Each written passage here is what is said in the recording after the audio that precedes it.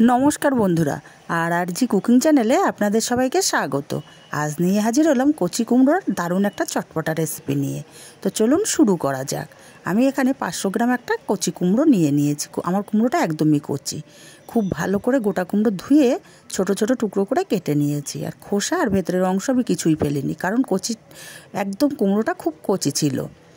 এবার আমি মূল রান্নায় চলে যাব। উনুনে কড়াই বসিয়ে দিয়ে তেল দিয়ে দিচ্ছি। তেলটা গরম করে আমি এখানটায় কিছুটা ছোলার ডাল রাত্রে ভিজিয়ে রেখেছিলাম, জল ঝরিয়ে নিলাম, এটা ভেজে নেব। আপনারা চাইলে এখানে চীনাবাদামও দিতে পারেন। এই ডালটা দেওয়ার কারণে তরকারিটা খেতে কিন্তু দারুণ লাগে। ডালটা তেলের উপরে ভেসে উঠেছে, মানে ডালটা আমার খুব ভালো করে ভাজা হয়ে গেছে। এখন ডালটা আমি তেল ঝরিয়ে তুলে নেব।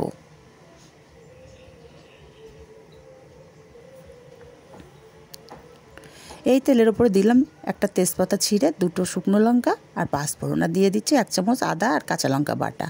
মশলাটা মিনিটখানিক কষিয়ে নেব। মশলাটা মিনিটখানিক কষিয়ে নিয়ে এখানে দিয়ে দিচ্ছি একটু হিংটা দেওয়ার কারণে তরকারিটা খেতে অসম্ভব সুন্দর হয়। হিংটা দিয়েও মশলাটা একটু কষিয়ে নিলাম। এবার আমি এখানটা দিয়ে দেবো পরিমাণ মতো জল, কারণ আমি কিছু গুঁড়ো মশলা অ্যাড করব, যাতে মশলাটা পুড়ে না যায়, তাই অল্প করে জল দিলাম।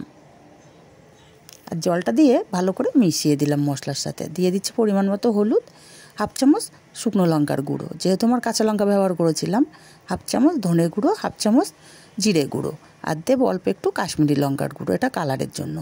মশলাটা মিনিট 2 ধরে খুব ভালো করে কষিয়ে নেব।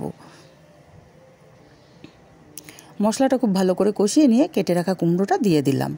কুমড়োটা মশলার সাথে মিনিট 2 ভেজে নেব। আর এই রান্নায় একটুও জল ব্যবহার হবে না, তাই তেলের পরিমাণটা একটু বেশিই লাগে। কুমড়োটা আমি 2 মিনিট ভেজে নিয়েছি। এবার ঢাকা দিয়ে দেবো মিনিট 2 জন্য। 2 মিনিট পর ঢাকাটা খুলে নিচ্ছি, নিয়ে নেড়ে চেড়ে দেবো, যাতে কড়ার নিচে কুমড়োটা লেগে না যায়, সেটা খেয়াল রাখতে হবে। যেহেতু জল ব্যবহার হবে না, ঢাকা দিয়ে দিয়ে রান্না করব। এবার দিয়ে দিচ্ছি স্বাদ মতো লবণ। এই পর্যায়ে লবণটা দিলে কুমড়োটা তাড়াতাড়ি সেদ্ধ হয়ে যাবে। কুমড়োটা দিয়েও ভালো করে কষিয়ে নিলাম। আবার আমি মিনিট 2 জন্য ঢাকা দিয়ে দেব। 2 মিনিট পর ঢাকাটা খুলে নিচ্ছি। কুমড়োটা কিন্তু অনেকটাই মজে এসছে, মানে নরম হয়ে গেছে। এই পর্যায়ে আমি এখানে দিয়ে দেবো ভেজে রাখা ডালগুলো, আর দিয়ে দেব আমি 2টো টমেটো ছোট ছোট টুকরো করে কেটে রেখেছিলাম। আমার টমেটোর সাইজটা ছোট, তাই 2টো দিয়েছি। আপনারা চাইলে বড় টমেটো একটাও দিতে পারেন। এবার টমেটো আর ডালটা দিয়ে মিশিয়ে দিলাম ভালো করে। আবারও আমি ঢাকা দিয়ে দেবো মিনিট 2 জন্য। 2 মিনিট পর ঢাকাটা খুলে নিলাম। টমেটো কিন্তু অনেকটাই গলে গেছে। এবার এখানটা আমি দিয়ে দেব 1 চামচ চিনি। চিনিটা দিয়েও আমি নেড়েচেড়ে মিশিয়ে দেব।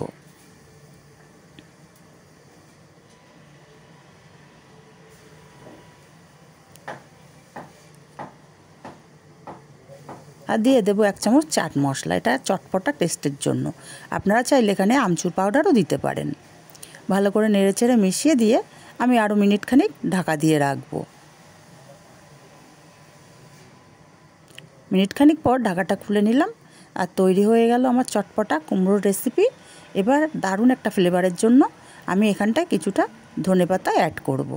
আর খেয়াল রাখতে হবে কুমড়োটা যেন গলে না যায়, গলে গেলে কিন্তু খেতে ভালো লাগবে না। আমার কুমড়োগুলো কিন্তু সেদ্ধ হয়ে গেছে, কিন্তু গোটা গোটা আছে। আমি ধনেপাতাটা দিয়ে নেড়েচেড়ে মিশিয়ে নামিয়ে নেব।